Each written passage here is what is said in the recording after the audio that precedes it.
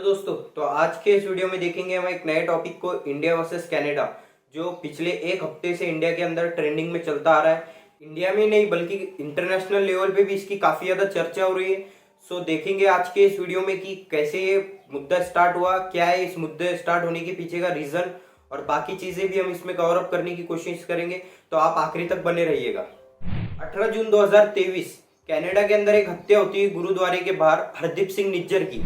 Canada के जो current PM है जस्टिन ट्रूडो, इनका कहना है कि हत्या की गई थी इंडिया के द्वारा। इंडिया ने हरदीप सिंह निज्जर की हत्या कराई थी। Agents of the government of India and the killing of a Canadian citizen, Hardeep Singh Nijjar.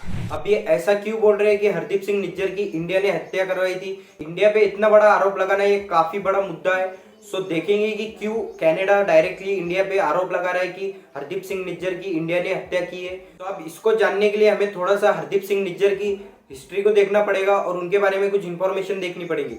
सो पहले देखते हैं हरदीप सिंह निज्जर कौन थे, इनका इतिहास क्या है। हरदीप सिंह निज्जर पहले इंडियन था और ये पूरी तरीके से खालिस्तान को सपोर्ट करता था। जैसे हम सभी को पता है कि खालिस्तान की बीच बीच में काफी ज्यादा अपने ट्रेंडिंग में खालिस्तान नाम सुनते ही आए होंगे कि खालिस्तान की मांग की जा रही है। तो कुछ सिख जो खालिस्तान की मांग करते हैं उसी में से एक हरदीप सिंह निज्जर था, जो पूरी तरीके से खालिस्तान को सपोर्ट करता था और पहले से खालिस्तान की मांग करते आ रहा है। बट इंडिया में खालिस्तान को सपोर्ट करने वाले जितने भी सिख थे उनके खिलाफ इंडियन गवर्नमेंट एक स्ट्रिक्ट एक्शन लेती है, जिसके अंदर हरदीप सिंह निज्जर पे भी स्ट्रिक्ट एक्शन लिया जाता है।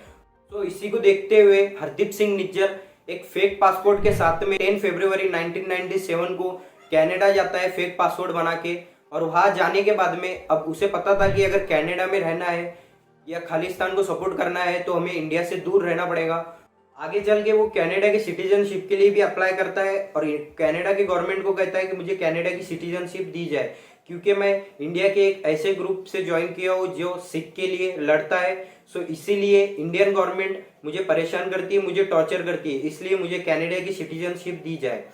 सो वो सिटीजनशिप के लिए अपील करता है, जहाँ वो कुछ प्रूफ्स दिखाता है और एक स्टोरी सुनाता है जिसमें कहता है कि इंडियन गवर्नमेंट मुझे अलग अलग तरीके से टॉर्चर किया करती थी, जिसमें मेरे प्राइवेट पार्ट को करंट दिया करती थी, अलग अलग तरीके से ये टॉर्चर करने की कोशिश करती थी। बट मैंने 50,000 की घूस दे के इंडियन गवर्नमेंट और इंडियन पुलिस से बच के मैं कनाडा में एंटर किया फेक पासपोर्ट के साथ में। ये स्टोरी सुनने के बाद में भी कनाडियन सरकार उसको सिटीजनशिप नहीं देती, उसकी सिटीजनशिप को डिनाई कर देती है, क्योंकि उसमें कुछ और भी प्रॉब्लम्स थे। जैसे कि वो जो रिपोर्ट सबमिट किया था डॉक्टर की, उस रिपोर्ट के अंदर डॉक्टर ने बहुत सारे स्पेलिंग्स की मिस्टेक्स की थी। इस वजह से कनाडियन सरकार को ना वो रिपोर्ट पे भरोसा था और ना ही वो स्टोरी को सच मान रही थी। उस टाइम पे कनाडा की जो सिटीजनशिप थी उसकी डिनाई कर दी जाती है और उसको कनाडा की सिटीजनशिप मिलती नहीं है। और फिर से वो कुछ दिनों बाद कैनेडियन सिटीजनशिप के लिए अप्लाई करता है, इस बार एक अलग तरीके से। वो लोकल जो कैनेडियन लड़की है उससे शादी करता है। शादी करने के बाद में मैरिज सर्टिफिकेट, कपल के फोटोज और बहुत सारी चीजों को अटैच करके फिर से कैनेडियन सिटीजनशिप के लिए अप्लाई करता है। बट इस अपील को भी इसके डिनाई कर दिया जाता है, क्योंकि कहते हैं कैनेडियन सिटीजनशिप लेने के लिए ये शादी की गई थी, इसलिए इस अपील को भी डिनाई कर दिया जाता है। आगे चल के उसको कैनेडियन की सिटीजनशिप मिल जाती है और आज तक किसी को भी पता नहीं कि उसको कैनेडियन की सिटीजनशिप कैसे मिली। कैनेडियन सिटीजनशिप मिलने की तारीख भी उसकी किसी को कंफर्म पता नहीं है। कभी बताया जाता है कि 2007 में मिली थी और कभी बताया जाता है कि 2015 में। अब आगे चल के वो कनाडा में एक ऐसे ग्रुप को ज्वाइन करता है जो खालिस्तान को सपोर्ट करता है। अब जैसे हम सभी को पता है कनाडा में ही सबसे ज्यादा ग्रुप है जहां खालिस्तान को सपोर्ट किया जाता है। आगे चल के हरदीप सिंह निज्जर को इंडियन गवर्नमेंट टेररिस्ट घोषित कर देती है। इसमें हरदीप सिंह निज्जर ही ने काफी सारे और खालिस्तानी सपोर्टर को भी इंडिया टेररिस्ट घोषित कर देती है। इसके काफी सारे रीजन भी है। एक पहला रीजन है 1985 में टोरंटो से मुंबई जा रही एक प्लेन में, जो इंडिया का प्लेन था टोरंटो से मुंबई जा रहा था, उसमें बॉम्ब ब्लास्ट कर दिया जाता है और इसके पीछे खालिस्तानी सपोर्टर थे। जिसमें और 2007 में भी लुधियाना में एक थिएटर के अंदर बॉम्ब ब्लास्ट करवाया गया है, जिसमें भोजपुरी मूवी चल रही थी, जिसमें एक बॉम्ब ब्लास्ट करवाया जाता है जिसमें नाम आता है पूरी तरीके से खालिस्तानियों का जो खालिस्तान को सपोर्ट करते हैं, और उसमें मेन नाम आता है हरदीप सिंह निज्जर का। अब ये वही टाइम था जब हरदीप सिंह निज्जर का नाम फिर से सुर्खियों में आने लगा। हरदीप सिंह निज्जर ने ये तो बस शुरुआत की थी और आगे चल के 2010 में पटियाला में एक टेंपल में बॉम्ब ब्लास्ट किया जाता है, जिसमें फिर से नाम आता है हरदीप सिंह निज्जर का। इसी को देखते हुए इंडियन गवर्नमेंट ने इन सभी को टेररिस्ट घोषित कर दिया था। तो ये थी हरदीप सिंह निज्जर की एक हिस्ट्री जिसमें हमने देखा कि हरदीप सिंह निज्जर कौन था और बाकी सब चीज़ें भी कवर की।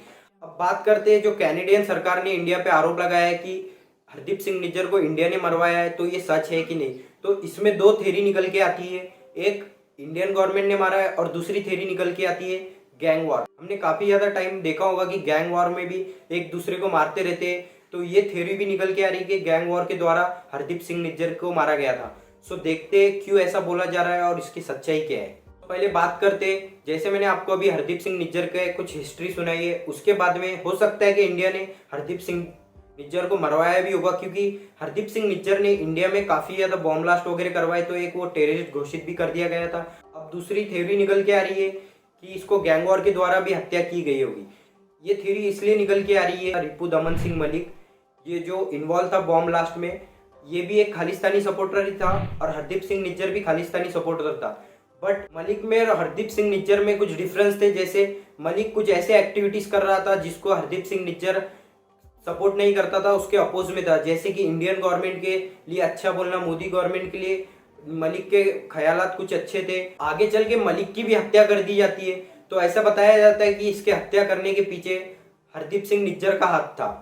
सो अब मलिक को मारने के पीछे हरदीप सिंह निज्जर का भी नाम आ रहा था, तो मलिक के जितने भी सपोर्टर थे या मलिक की जो गैंग थी वो अपोज हो गई हरदीप सिंह निज्जर के।